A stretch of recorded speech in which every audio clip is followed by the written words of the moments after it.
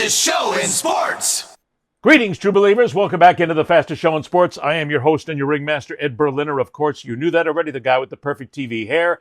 And joining me here in a very special example and a very special episode of the fastest show in sports, where we are going to talk nothing but basketball, is the only guy I talk to when it comes to basketball, because frankly, he taught me everything I know about the Boston Celtics, because that was like 23 years ago. Oh my God, I got to stop thinking about the number here.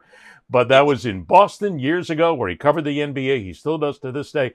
Patrick Gilroy, resplendent, of course, in his Celtics hat. Good to see you again, Pat. Good to see you too. And I know it's not professional, Ed, to wear the Celtics hat, but I'm a dad first, and I was running around. My kids had sports. We had a cross country meet, so the hair is not TV ready like yours is at all times. You know what happens when you have people working on your hair for like years? It just sort of takes on a shape all by itself. You don't have. I can go take a shower, get out of the shower, wash my hair, wet it, and an hour later it's back in spot. That's it. And so when I the lousy times, twice a month when I've got to do TV on a sports final with Steve Burton, my wife has got one of those Dyson hair dryer things that cost $500,000, and she gets so angry with me. She's, what are you doing? It takes her 5 minutes with the Dyson. I'm down there 35 minutes later. I had to quaff this thing just right. So you're telling me that if I had just done my hair, just like you, every TV or no TV, just done it every day for 30 years, I could roll out of bed and just look like that? You could look like that. It has the occasional rat tail on the back that shows up every now and then. But for the most part, it was actually my wife who did the best part here, because one day she said to me, I am always watching you dry your hair when you have to go out. Why don't you just let it go natural and see what happens? Okay. So I did. I went natural. And it popped up exactly the same. And you kept your TV gigs. You're doing movie gigs. You're all over the place. You're streaming. So kudos to your wife, because clearly she knows how great hair is made, Ed. Yes, she does. And she knows that she's only allowed to touch it when I tell her. So there you go. Other than that, it's kind of like, this is the Me Too era. So you must have permission first. Stay away from the hair, dude. All right, let's go ahead and get to... And by the way, that was... Pat and I first did basketball, and that's got to be... And I'm trying to think now, it would be 2003 is when that would have been. Because I got to Boston 1 year before the Red Sox crushed the curse. And to this day, I actually tell people that because I came to Boston, I am the reason why the curse was broken, because until I got there, you guys didn't win anything. So that's... No. It's all you, Ed. Hey, thank you. So the next parade that comes through town, there should be a big Ed Berliner flag. Not you on it. Thank you, Ed. Yeah, a big Ed Berliner float. There'd be about 9 people who'd go, I remember that guy. He's old now. You know what? Okay, the audience on CNA just it was a big audience, and it has done nothing but grow.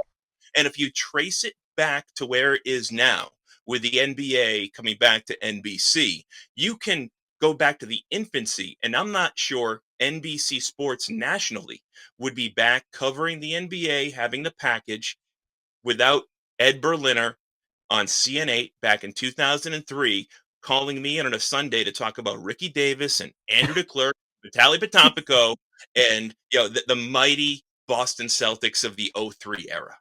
Wow. That's I gotta tell you something, Pat. In all the years I've been doing it, that's the best sucking up I've heard. I mean, yeah, well, it's also the first time you've heard Andrew DeClercq mentioned professionally in the last 30 years.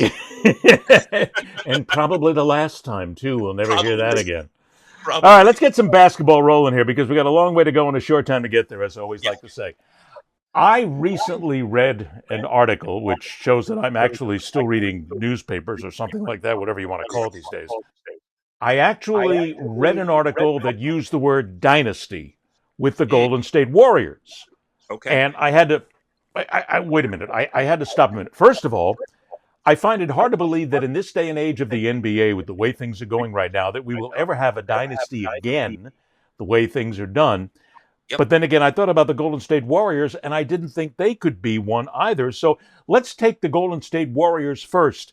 When somebody uses the word dynasty with them, is that fair, or is that just the usual hyperbole? It's hyperbole, and Golden State is probably going to be the last of a dying breed. But if you want to bring it back to your New England roots, think about the 10-year stretch that the Patriots had between winning championships. Right, they had legitimately 10 years. But when we look back now with the luxury of having time between the last championship and what we all went through, what we all lived through here, just the glory days of winning 6 Super Bowls, it's eerily similar to that. I'm just not sure Golden State can tack one or two more on the back end. So 20 years from now, we look at it as a true dynasty.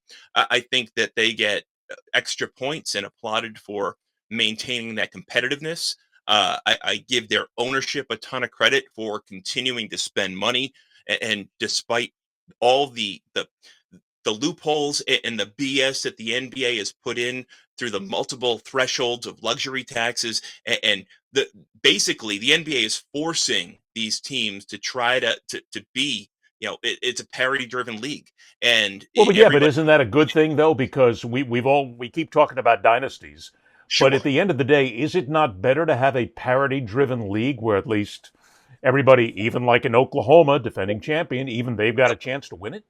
Yeah, so yes and no. It's a loaded question, and that's why you ask it. Uh, Exactly. you should be rewarded for great ownership. So we're going through it here in Boston, and nobody realized, nobody understood.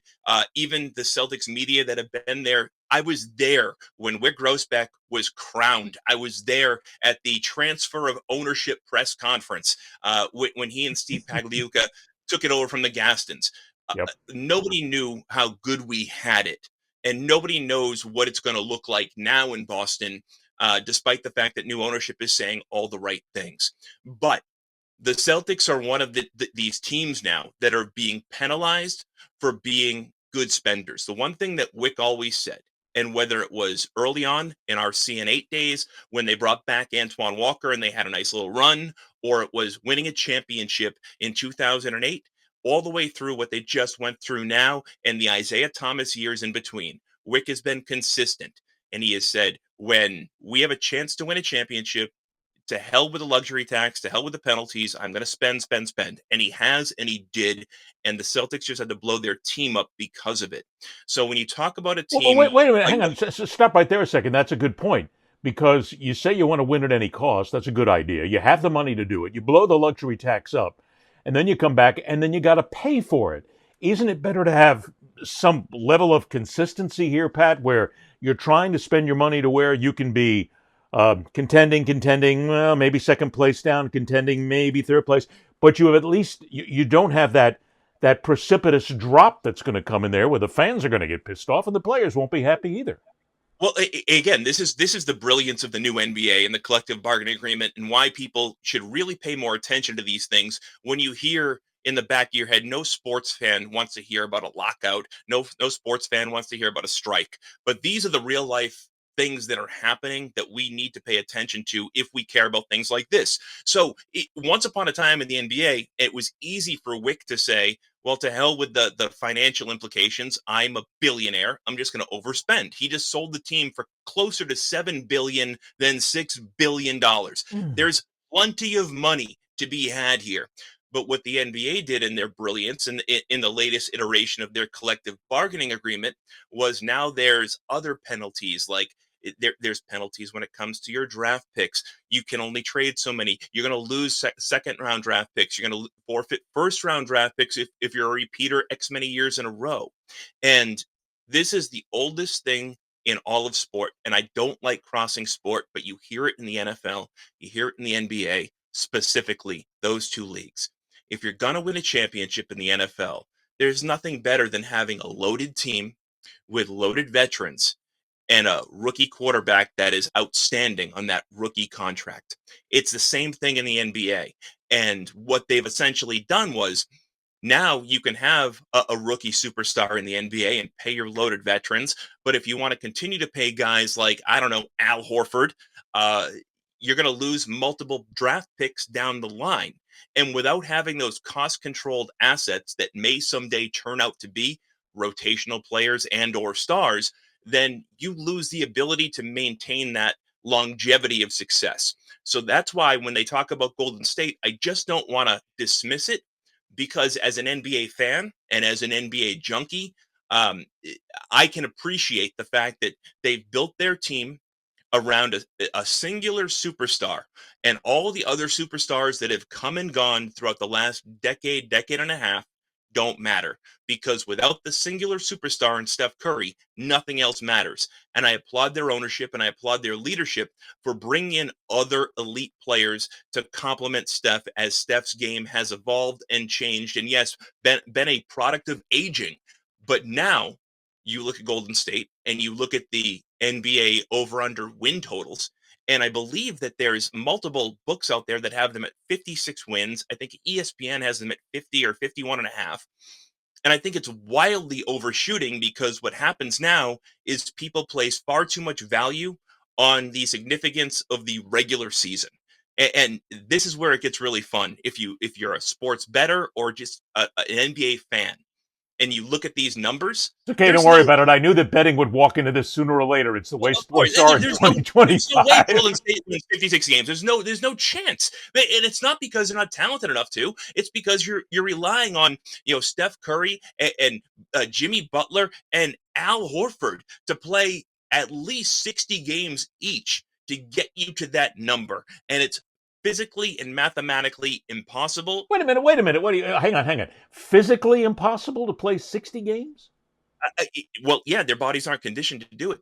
So it's not physically impossible for a 35 or 36, 37, 40-year-old athlete to play 60 games if they've been doing it the last decade and a half. But in this NBA that we all worship now and live in now and watch now, that's not the reality of the league that we've come to know. So if they want to get back to a world where these athletes are rewarded for playing all 82 games, or maybe, I don't know, 70 of the 82 games, great. But these guys don't care about the penalty of not making an all-star team. That's irrelevant to them. Yeah. It's about their inability to be conditioned. On the other hand, there's something to be said for, I want to live in a world where I get the privilege of watching Steph Curry play the better part of 2 decades, the better part of 20 years. And maybe if some of these rules, regulations, and just basically like the NBA life was the way that it was back in the 70s and 80s, maybe we would have saw Larry Bird play until they broke ground on the new Garden. And that's a very real thing when you look at guys like Larry Bird and Kevin McHale, and just how short their actual careers were: 12 years, 14 years, 15 years. And you think about a guy like LeBron James going into his 23rd year, and he's not just a bit player, he's still putting up the same numbers. I have a feeling I know how you feel about LeBron, but he is no longer the aberration. It is becoming closer to the norm.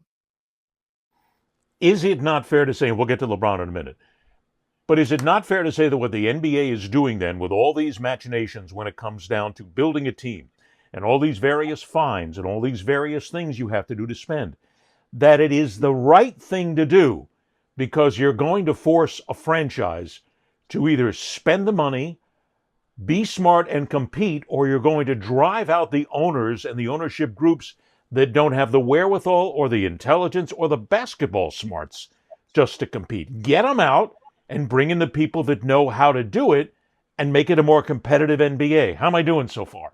So it's very smart. It's very intelligent. But the one thing that you left out was the most important component of the whole conversation. And that is the component of hope.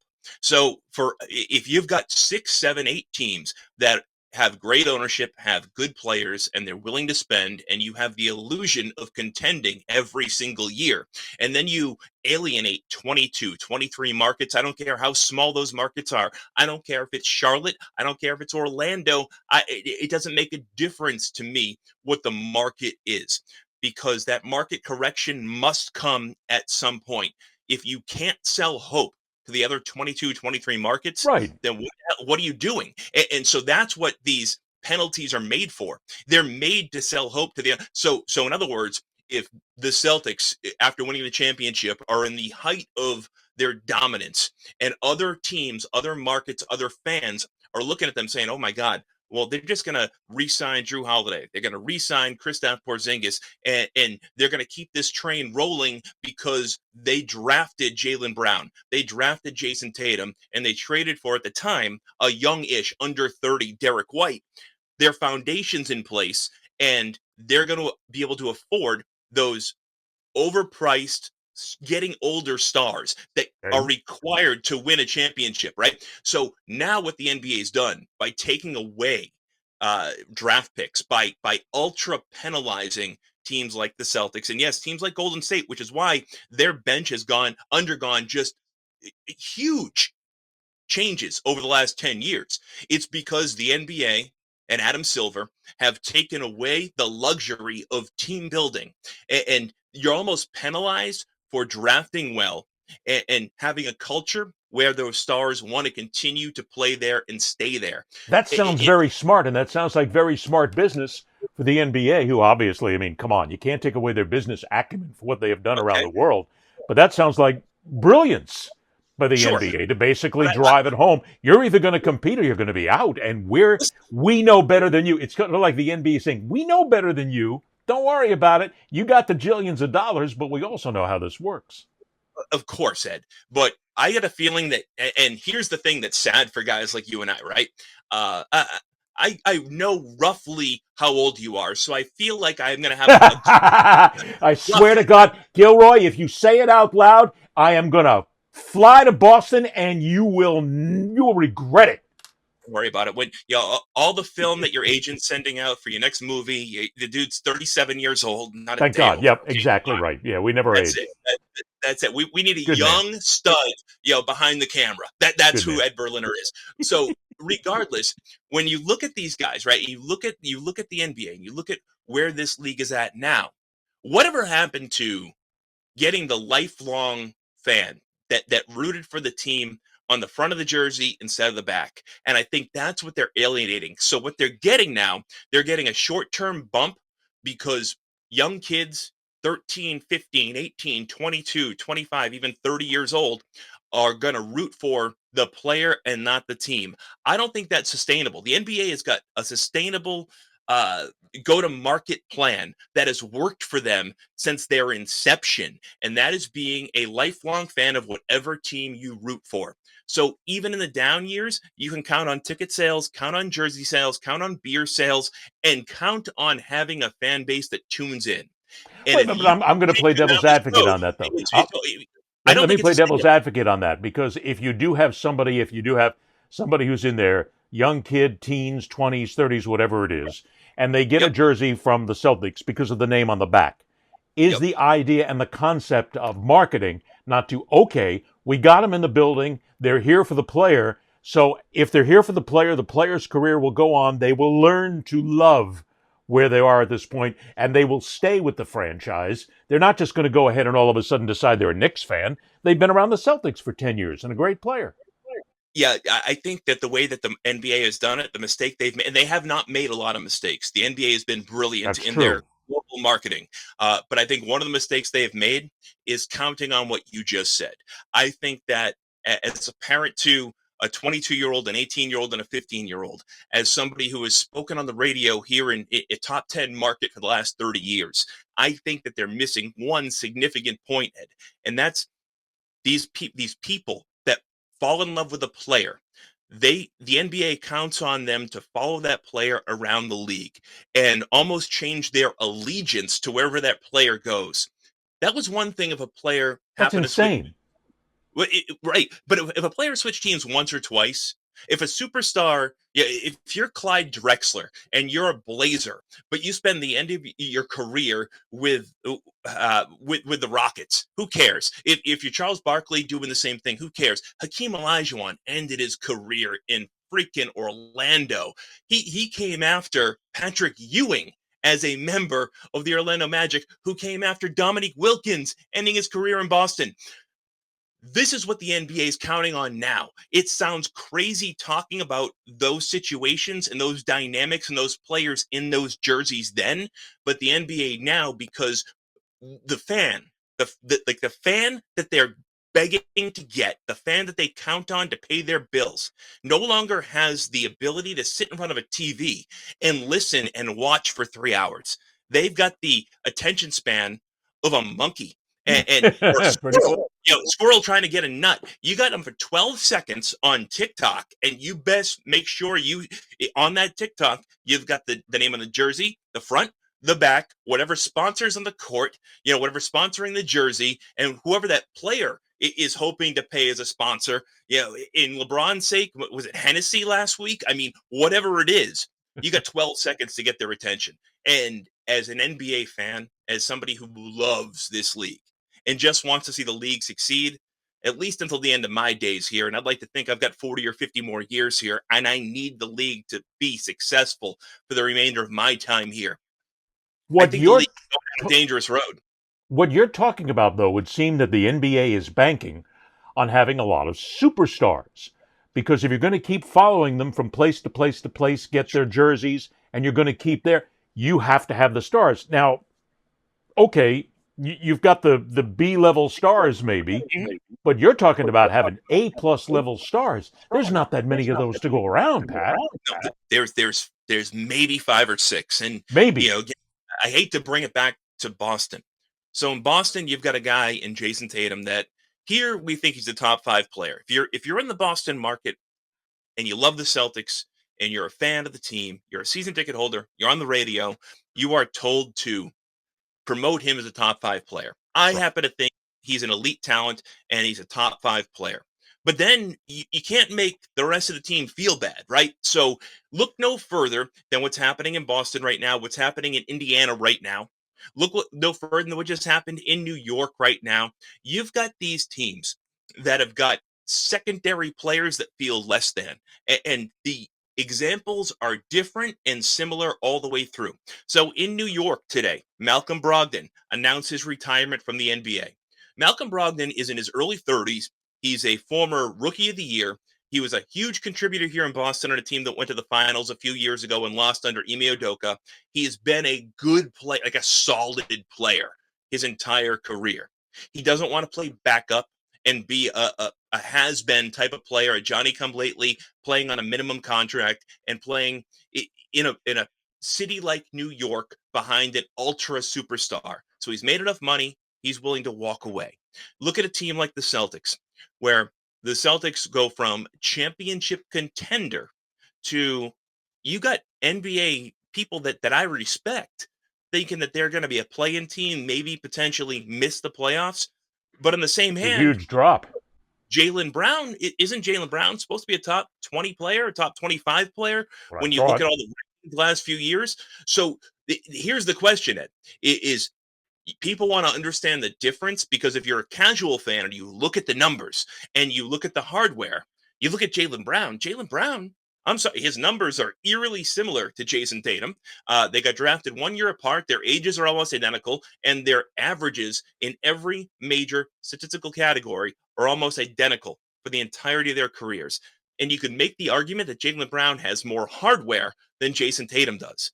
I am not advocating or saying that Jaylen Brown's a better player, because I know what I know from watching the league, but the league doesn't have they don't pay their bills with eyeballs like mine or eyeballs like yours. They pay their bills with eyeballs like the casual fan that look online and check out their DraftKings thing, and Jaylen Brown's basically the same player, but he's not. And the expectation that this team is going to be almost as good without a guy like Jason Tatum doesn't hit you in the face until it hits you in the face. And it's going to happen here in Boston. It's going to happen in Indiana. And the sin of it is, we opened this segment and I made a joke about Ricky Davis. Ricky Davis, for all you young fans, Ricky Davis had a really good NBA career. And if you're on the older side of young, he had a really good secondary career in Ice Cube's Big 3 half-court league a few years ago. Like, this guy could put up buckets and put up numbers like you couldn't believe. Over 23 points a game for 7 or 8 straight years. His numbers were bananas, but his teams never won. This is a guy that put up the most artificial numbers you could ever see in the NBA. And that's because the NBA has got one problem and one solution to that problem. you need to score X many points to win a game. Like, that's just the way it goes. And somebody's going to take those shots. And there's always going to be players willing to take those shots. Ed, I don't want to reveal your age, but Kiki Vandeweghe is a guy that comes to mind. Okay, the guy averaged close to Yes, 30. that's true. Kiki was just a youngin' by the time I was going into Social Security. Yes, you're There it correct. is. Very nice. You know exactly what I'm saying. I So do. there's empty numbers out there, and those numbers are up to be grabbed, but that doesn't translate to winning. And you don't necessarily need to translate winning to keeping fans. And this is where we go back to the start of the conversation. What keeps fans on board and what keeps the NBA growing is the ability to sell hope. You don't have to win to have hope.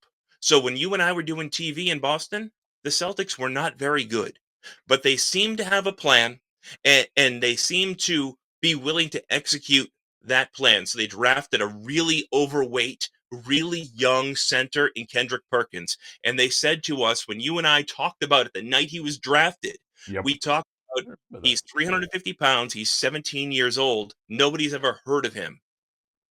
So who cares? Put him in development. Let's see what happens down the line. And Ryan Gomes in Providence, and a guy that thought to have hit his peak in college and wasn't going to be a good NBA player, but he winds up being a key cog and a key part in the trade for Kevin Garnett. So all I'm saying is that the NBA has to value the fans that are willing to stick through the terrible years, because they ultimately will feel the biggest reward when the teams break through. And if you get stuck in that parity situation for too long, you eventually alienate those fans. 5 years of parity, fine. 7 years, I can live with it. When I start going from an 18-year-old graduating high school, and now I'm 30, I've just divorced my first wife, and I've got 2 kids. And maybe we'll crack the playoffs, which is what half the league is like these days. Maybe that's waiting a little bit too long. So they got to find a happy medium. Well, you're basically talking about every major sport, let's be honest. When you said that the NBA has to sell hope, that's like every other league, every other team. Everybody's got to sell hope, or else the people are going to stop coming eventually. That you're going to have a couple of empty seats here and there, which are going to portend something bad that's happening down the road of the franchise. They're not going to buy as much merch. They're not going to spend as much on concessions when they come to the game. They're going to always bitch and moan about the ticket prices. So you've got to sell that hope. The NBA is just like everybody else, but if they're selling that hope, you've got to have that one star on the team that grabs people by the balls and says, this is it. Come on. You got to follow him because this is the reason. And there's just not that many stars to have out there. So you've got to learn how to get along with the B levels and maybe an occasional A minus to basically bridge that gap. Cooper Flagg doesn't come around every day. No, Cooper Flagg, and look, people are going to have their eyes all over Cooper Flagg, and I'm glad you brought him up, and I pray that you have me back on soon, because this is something that I could talk about for hours. I think Cooper Flagg is going to come out of the gate and be spectacular. I don't know if that's going to translate into winning. The part that's going to get fascinating for me with Cooper Flagg is what happens when Kyrie Irving comes back. Kyrie, we all know how talented he is, and I feel like you have to preface every Kyrie conversation with giving him his flowers about how great he is, and he's a transcendent talent. Everything. He is what he is, and I'm not going to debate anybody on that. Here's one thing that I will say about Kyrie Irving. When Kyrie Irving was with Cleveland or with the Celtics, when I say Cleveland, I mean post-LeBron Cleveland, Kyrie Irving wanted nothing to do. He said all the right things, but on the court, he wanted nothing to do with having enough patience to be the mentor to develop the young talent. If Kyrie Irving had had a smidge of patience and a bit of vision, then maybe he would have won a championship here with the Celtics instead of Drew Holiday getting that ring last year. That's what Kyrie Irving could have done. But Kyrie Irving instead was impatient and didn't want to stick around for the development process. He's selfish. He didn't want to contribute to the developmental process of the young Celtic stars and Jaylen Brown and Jason Tatum. So I find it hard to believe that 5 years later, when Kyrie has already said publicly many times he doesn't see himself playing into his mid to late 30s. Well, he's already pushing those mid 30s. So do you really see a world that exists where Cooper Flagg is becoming the ultimate version of Cooper Flagg in, say, 3 to 4 years of his development. And then Kyrie Irving is the 37-year-old version of what we had here in Drew Holiday in Boston, and willing to go along for that ride. I don't see it, because the evidence shows me that he doesn't have the patience for that. Well, that's the next thing you have to do when you're balancing out a roster, because if you've got somebody like a Cooper Flagg or a top star rookie, you've got to make sure that you have the veterans on hand who will want to basically help in the maturation of the rookie, if you will. Yep. They may have to take a half a step back here and there. They may have to do a little bit less. They may have to give up the ego a little bit. That's not the NBA. I mean, come on. Let's face it. When it comes to the star players in the NBA, and you're going to put a rookie in with them, they're going to say, hey, look, come on, kid. I paid my dues. I'm here. I'm the star. People come to see me. They don't come to see you.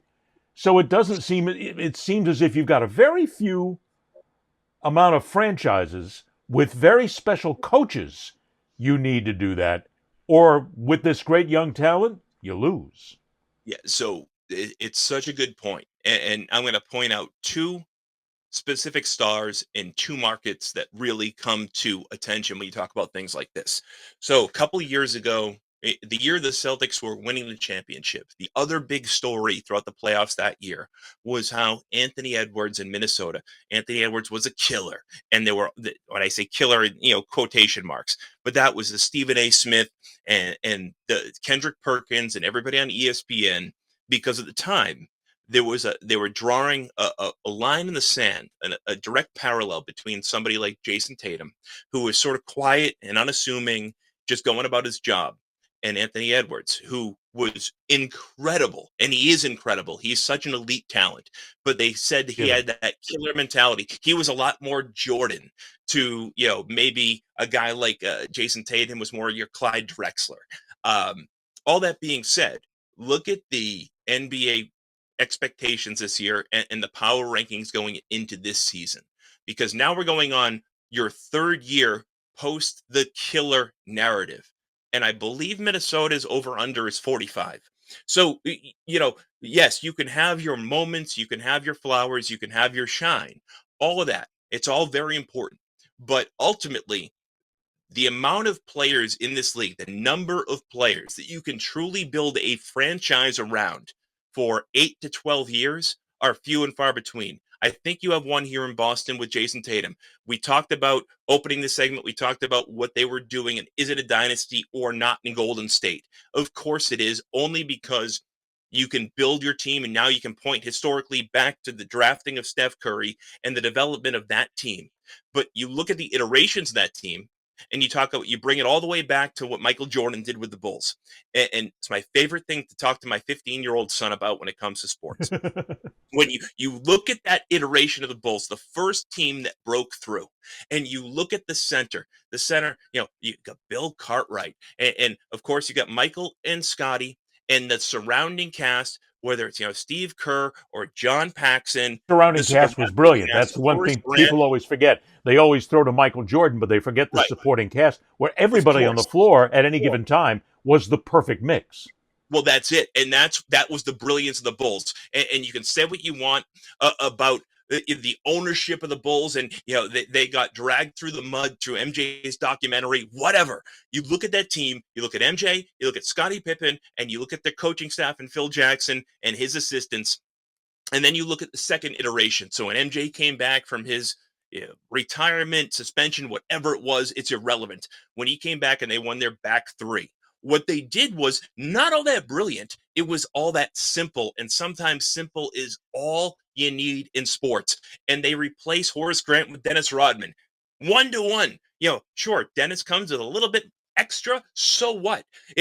And you look at, you replace John Paxson with Steve Kerr. Oh my goodness. And you replace Bill Cartwright with Bill Wennington.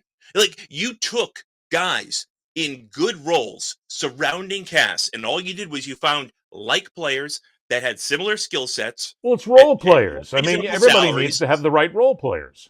But you have to have stars that are willing to get along with the role players, and willing to give them their chops. Yes. And that's what you're missing in the NBA today. I'm not sure that Anthony Edwards is willing to be that guy. I'm not sure when you look around the league today and you look at the young superstars, when I say young, I mean 25 and under. So it's crazy here in Boston, but I'm sorry, Jason Tatum, Jaylen Brown, they're no longer young superstars. Jaylen Brown is entering his 10th season in the NBA.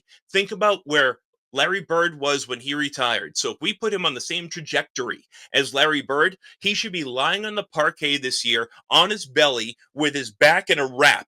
And then next year, he should miss 80% of the season with an Achilles and then eventually retire the year after. Like, that's the difference between the NBA today and the NBA that you and I grew up with, Ed, is these guys have the ability to have much longer careers because they come in younger. The science and the medicine is on a whole different level than it used to be. All that being said, the difference back then, and there's always pluses and minuses, the guys that came in back then, when Larry came in, he was a 25-year-old rookie. He had dropped out of college, gone back to college, been a garbage man. So he had an entire sort of life cycle and life experience to draw on. So when young guys like Rick Roby came in, he gave them respect. And that's what's missing in today's league. And that's why I think when you talk about a team like Golden State, you open the segment about Golden State, and I feel like I've spent 30 minutes getting there, and I'm so sorry. But you did about 30, but that's okay. You did it well. But thank you. I appreciate that. But that's why that's why somebody like Al Horford has tremendous value in the NBA today, right? Because Al Horford, it was terror as a Celtics fan. It's hard. My wife said it best. She's a big Horford fan, and she said it feels like a guy broke up with me, and I don't know why. Like, that's what it feels like losing a guy like Al Horford. But I can see the attraction that Golden State had on Al Horford and why they wooed him and why he was susceptible to those woos. Because when you look at the body of work and the way that he's able to acclimate himself to any team in any situation, and if you go back and you solidify this with the year that he spent with OKC, I'm not sure OKC wins the championship that they won last year without the year of mentorship that their young superstars had with Al Horford 4 years ago. And that's what it all goes back. If you listen to the post-game press conferences from their young stars that have been there, they built their team around. They credited the few, it was like 4 months that they spent with Al Horford. So those guys are few and far between in the league. And that's why a guy like Al pushing 40, who's going to average 9 and 6 this year in 22 minutes a night, and the casual fan is going to be like, well, why was he so coveted? And why did Golden State's win projection He's older and you're playing a role? That's what makes a professional. You get to a certain age where you know what you can and can't do, and you know what you're supposed to do to basically be part of the team. That's a better player to me than some of the hot shots. Some guys are willing to do that. Some guys aren't. So Al Horford's a much better player than the guy I'm going to bring up. But you're in Florida. Look at a guy like Udonis Haslem. Udonis Haslem stuck around and had value in the NBA long past his value on the floor because the role players, the veterans, the coach, everybody valued him. So having him in the locker room, having him on the practice floor, and having him be there, when the young guys were getting, their egos were getting too high and there was too much emotion. Having a guy like UD with his gray beard went a long way towards keeping the culture that Miami has been able to sustain over the course of the last 20 years. And when I say culture and Miami in the same sentence, believe me, I am cringing. Everything hurts talking about Heat culture, but I got to give credit where credit is due. The Heat have developed a culture under the leadership and tutelage of Pat Riley. And now I'm done. What else you have left for me, Ed? Pat Riley is actually what you don't know about this, and people don't know, and I know this because I'm close to the franchise. Pat is an alien. He actually came to this planet 247 years ago, and he managed to hold himself out of anybody finding out who he is. Pat has all kinds of different things going for him right now. He is over 300 years of age. And people don't realize that Pat is in his culture, he lives to over 700. So he's just getting started, is what you're saying. Exactly. Well, you brought up a couple things, and I got to hit those because we went to so many places here. It sounds to me as if your thinking process is that despite the fact that people look at Cooper Flagg as being an absolute can't miss, I Yeah. mean, it has been a long time since I have read and seen so much about one player where no one disagrees. This kid's Yeah. got it. He will be a superstar.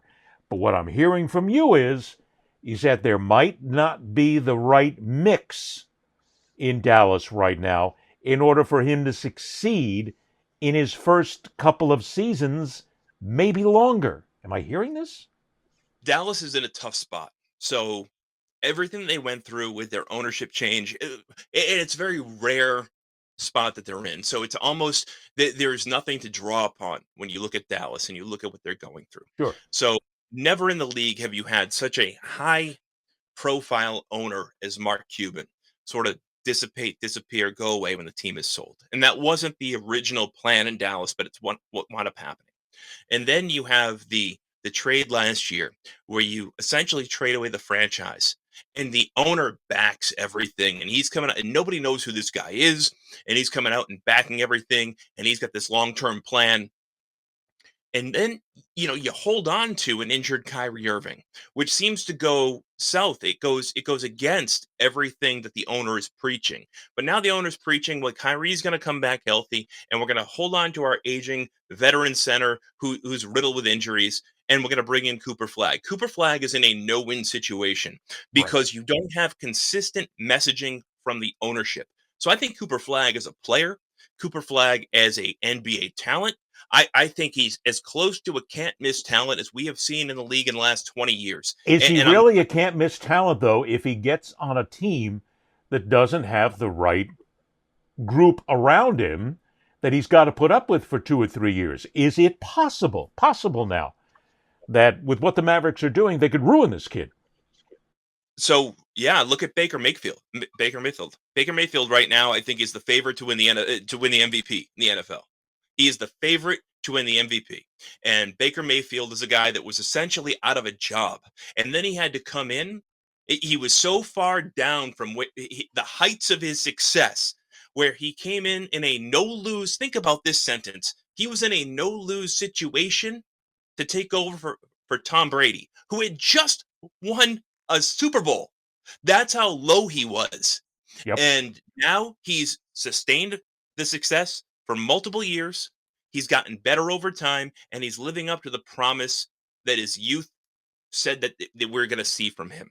Right? So situation in any sport, I think, is just as important as skill and development. So Granted. if you go, which is why these teams preach culture, which is why when you and I were talking about the Celtics and covering the Celtics in 2003 and they had no chance of winning, it's why they still invited in all of the old timers to sit in on practice. And I believe you and I did a show one day where the Celtics were like they were terrible and we were I joking think we about did a few shows like that, to be honest.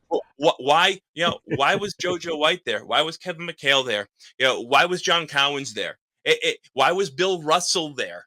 Because they cared and they understood that their success was partially dependent on the culture that Red Auerbach had submitted back in the day and had maintained for all these years, and they saw it go away over the course of a 20-year span. And I think that's what you're seeing across other sports as well, which is why when you come back here to Boston, why Joe Mazzulla, when he got here to Boston, and he knows he stumbled into this job. He knows that he didn't do everything needed to be done to earn the job. On day one, he reopened the open door policy. And as a guy in the media, I got to tell you, it was really flipping cool 2 years ago to see a 92-year-old Bob Cousy at the Auerbach Center. Uh, Like that hadn't happened throughout all these years, but he was back. And it was because of the open door policy. It was so cool to see Sam Cassell and Paul Pierce and Kevin Garnett playing horse together 2 years ago. Like that's what was happening because of the open door policy. And I feel bad for a guy like Cooper Flagg because he is so talented and his skill set is so rare and he is so mature for his age. But he's walking into a minefield where you have an owner that doesn't have solid footing. He doesn't know what the messaging should be. Last year was a complete and total mess. And the one veteran he's got to lean on is a guy that's out of his mind, thinks the earth is flat, and just wants to, spray the arena with chakra and orca, whatever, light a flame and get rid of all the bad juju. And that's the guy that he's got to lean on as a veteran. Like that's hard for me. Where if you listen to Jason Tatum, you listen to Jaylen Brown, everybody talks about Al Horford. And then if you go back to last year's championship, you listen to SGA, his second year in the league, because he got traded as a rookie. He spent that year playing with Al Horford. He only played with him for 3 months, and Al played 20 games, and then they shut him down because he was too good.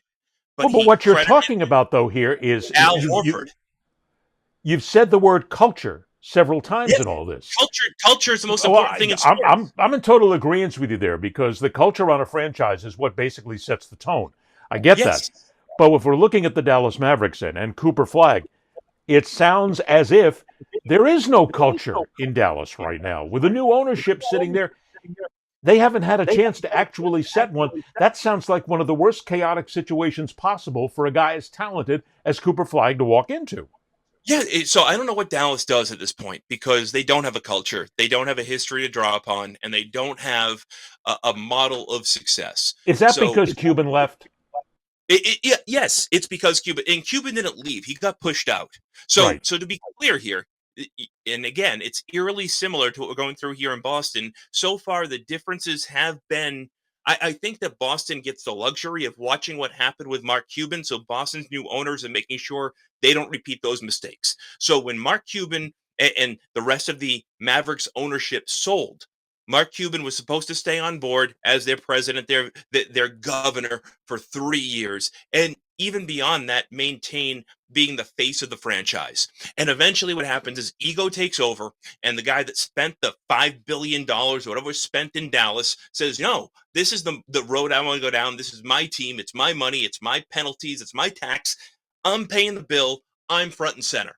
So then Mark Cuban's gone. And without Mark Cuban, the guy that, whether you love him or hate him, NBA players respected him, and it is so hard to get the respect of NBA players. If you haven't played this game and you don't have some sort of accolades behind you, be it collegiate, international, or NBA accolades, these guys will look at you like you're a total square. And I just dated myself, but that's totally true. No, so but it's true. They'll look at you like you've got 3 eyes. They won't even give you the time of day. Mark Cuban moved Dennis Rodman into his mansion at the end of Rodman's career in hopes of trying to get Dirk over the top to win a championship. Like, that's the type of stuff. It's the crazy behavior that will get the respect of today's NBA player. And they don't have that. They have an international owner who, I hate to say it, but speaks with an accent, sounds like somebody that doesn't quite understand the culture of the league today. And he's moving pieces around as if they're pieces on a computerized chess game. So not even a live game of chess where you and I are playing on a board in person on a beach in Florida, and we're 80 years old and your hair still is not moving, Ed. But that in that situation, at least we're playing together, and I can look at the look on your face, look at the look in your eyes, try to read your body language. That doesn't happen in these situations today. And these guys are looking at what's happening in Dallas, and they're like, what, who is this guy? And why is he playing NBA 2K with my life? And that's why they're having a hard time redeveloping that culture and garnering that respect. It's why they wanted to go get other veterans this offseason to surround Cooper Flagg with, and nobody was willing to go there. And I look at a guy like Cooper Flagg, and I see a guy that's going to put up as a rookie. He's going to win, barring injury. He's got Rookie of the Year in the bag. He's going to average. He's going to average 20 and 10. He's probably going to make an All-Star game, if not this year, then next year. Mm-hmm. But I can see him doing all those things and getting all those accolades and making all the money and getting a supermax in 4 years on a team that, unfortunately, the way things are going, your 2 veteran players, your 2 veteran stars are both injury riddled and both have psychological issues. So by the time Cooper Flagg starts to crack the beginning of his prime, that window that we now have in the NBA between 23 and a half and 31 or 32 years old. The prime used to be 4 years. Now it's a decade. But by the time Cooper Flagg starts to crack that prime of his career, there's no way that the core of what they've put around him in Dallas is still there. So when Cooper Flagg starts to crack that, say the end of next season, and Kyrie is still injured, or he's still got a bad attitude, or he's still talking about the earth is flat and demanding all the attention in a press conference, all that leads to is inner turmoil and locker room division instead of the culture where everybody's got the same common denominator, which should be winning, which should be the betterment of the franchise, which means the betterment of yourself, which means the betterment of your contract. And it's not that hard to figure out, but sometimes they get so lost in the minutia that before you know it, Cooper Flagg's gonna be a 5-year veteran, never seen the playoffs, and they have to trade him out of Dallas for multiple first round picks because it just didn't work out. Time we got left. Culture. I want to stick to that for a second because it's great stuff. In your opinion, which franchise in the NBA, pick two franchises in the NBA that have absolutely, without question, the best culture? One's easy and one's hard. I'm going to give you three. It's 2.5. Give me And three. It's okay. two of them break my heart. It's Boston, it's Miami, and it's LA, and it's not even close. So, people make fun of Celtics fans and even Lakers fans. How many times I don't get offended by this because I laugh at it, right? I'm one of the guys that makes these jokes when I'm not doing radio and I'm not doing TV and I'm just an obnoxious Celtics fan. I make fun of the championships that LA takes credit for from their days in Minneapolis. But the reality is, those championships matter, that culture matters. And when Magic Johnson, James Worthy, and Kareem Abdul Jabbar walk into Laker practice next week and just want to reinforce to the guys that, hey, we're still here, there's still an expectation, and by the way, you're 22 years old. You never saw me play, but you know who I am.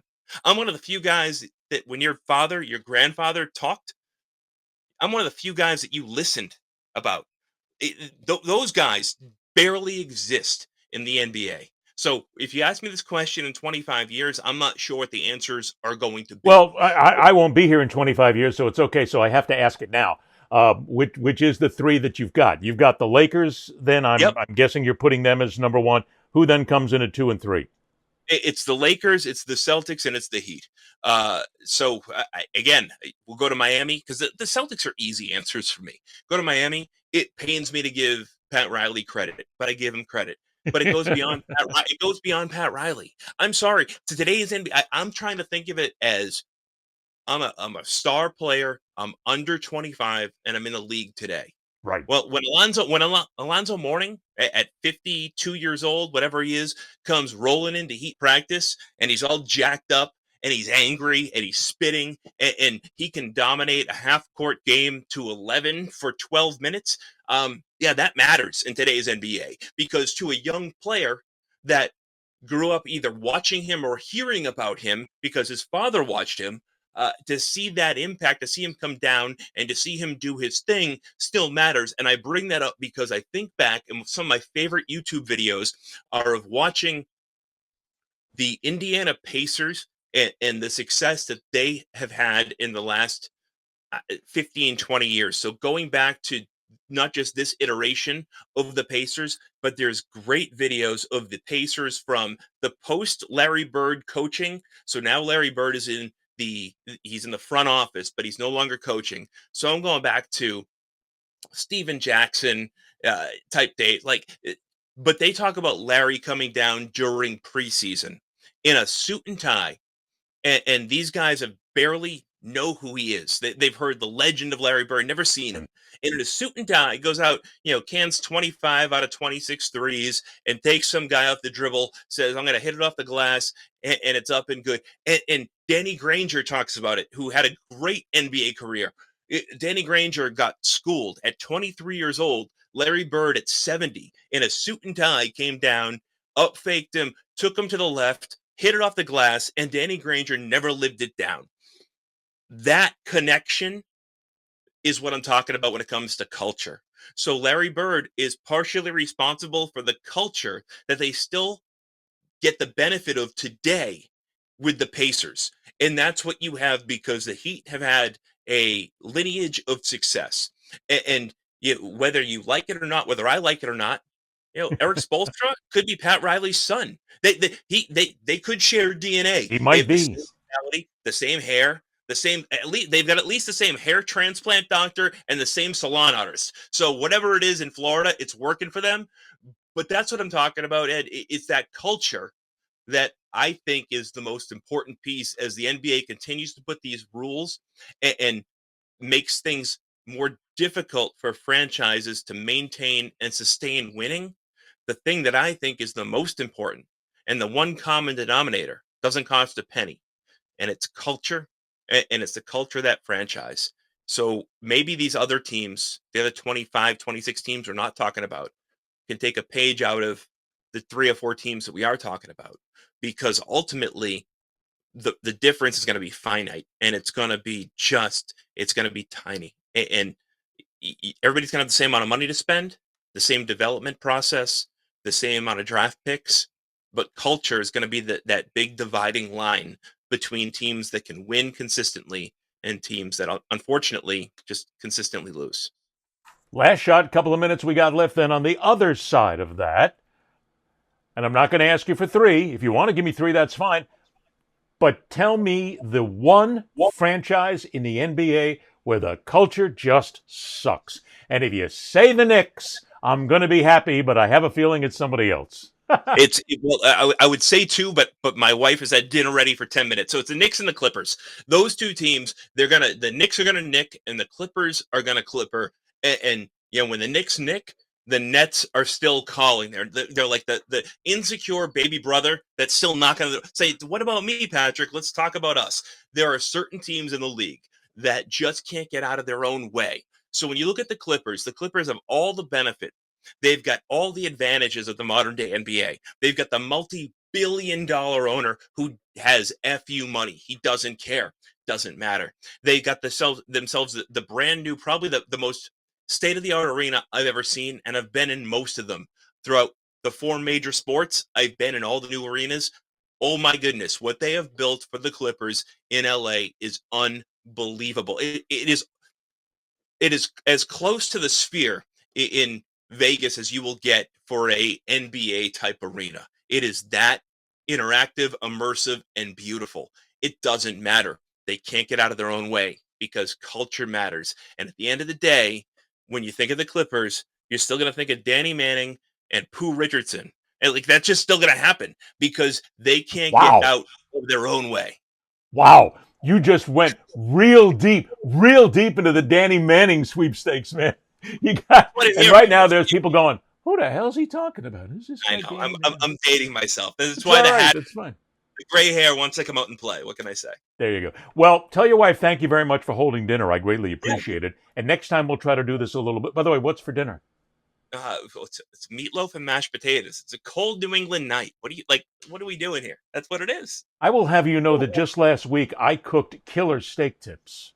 Oh, with so a cream good. sauce and spiced and on a bed of egg noodles, and it was incredible. So so as a Floridian, right? And this is the well, world only temporarily. I hope to solve that sooner or later. do you take the steak tips and do you marinate them at all, like for a day or 2 before in something? And if you do, what is it? And if you don't, I'm going to tell you what to do them in next time. I did not have a chance to marinate here for overnight. I had a chance to marinate for 4 hours, which is really not a lot, but it's basically I did have soy sauce. I put a little Worcestershire in there, and I also put a couple of little spices in there that are my specialty. I love that. That's what I put it in and marinated, and it came out beautifully. So you got the Berliner Special, and that's what you'll call it on the menu, because eventually every good TV guy has their own restaurant and or sports bar. So, when my time is past. when I move to Florida, eventually I want to go to Berliner's. That's the goal. God! You'll be coming to our little hovel somewhere in a condo somewhere with somebody at the gate who'll greet you and go, "Can I have your license, please, mister?" So here's what I want you to do. The next time you're in Florida, so next time you're at Publix, whatever your neighborhood grocer of choices. We only have 4 of them right within like a mile, so it's okay. Half a mile, That's 4 of them. You got to get to eat there. Like everybody wants to eat. God. So you go there, and I want you to pick up just a pack of, especially if they're on the clearance rack, they look a little brown, little dated. Even better, pick up whatever the cheapest steak tips you can buy are. Take them home, put them into a big bucket, and pour out 2-liter bottles of Coca-Cola and 4 tablespoons of salt, and let them sit in the Coca-Cola overnight. And I don't want to get into what it does. It doesn't make them sweet. It doesn't make them taste like Coke. There's something, you ever watch those YouTube videos with like, well, if you drink Coke, this is what it does to your body. But the only problem with that is I'm an anti-sugar guy.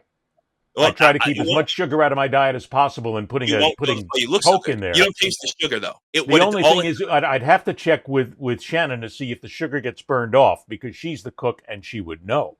I'll tell you what. You're a polite man. Next time you come to New England, I'll make you steak tips. You and Shannon can't say no. And then you're going to ask me for the recipe after. You can't say no because you're too polite to say no. That's true. You're going to love them so much, you're going to say, Pat, when you get a chance, send me the recipe. Although I will tell you what my secret place is in Boston for steak tips. What's that? Which I discovered years ago. It's over by Mass General. It's a place called The Hill. Very small place. Very small place, but the damn tips are awesome. Oh, and they're one of the few places over there that survived COVID. Yes. So tell the people, head over to The Hill. If you happen to be Mass General, that's the place to go.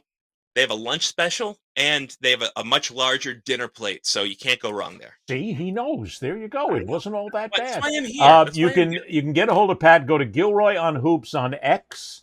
You can get a hold of him there. Plus, don't forget also, you catch us at The Fastest Show in Sports on YouTube. Subscribe.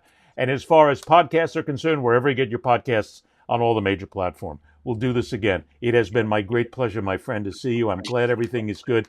Thank your wife so much for holding dinner again.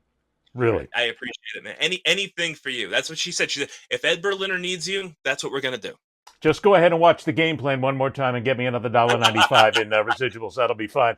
For Pat Gilroy, I'm Ed Berliner. Everybody here, thanks for joining us on The Fastest Show in Sports, everybody. Until next time, rock on, true believers. See ya! Ed Berliner, the fastest show in sports.